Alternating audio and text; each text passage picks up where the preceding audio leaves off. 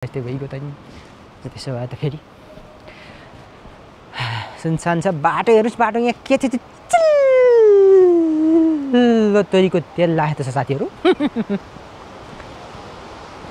ल हेर यहाँ खोलो बगिरहेछ झिलिमिली तिरिमिली छ तिहार लागे जस्तै छ साथीहरू रमाइलो छ खोलो दङ दङ बजिरहेछ गएर पौडी खेल्नुपर्छ क्या साथीहरू कट्टु फुकालेर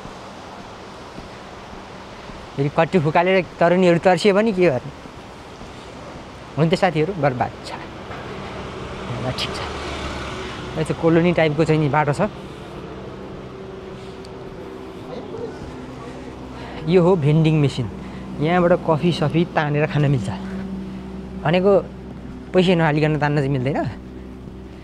साथीहरू बुझ्नुहोस् पैसा हालेपछि तान्न मिल्छ पैसा हालेपछि यहाँ तरुनी तान्न मिल्छ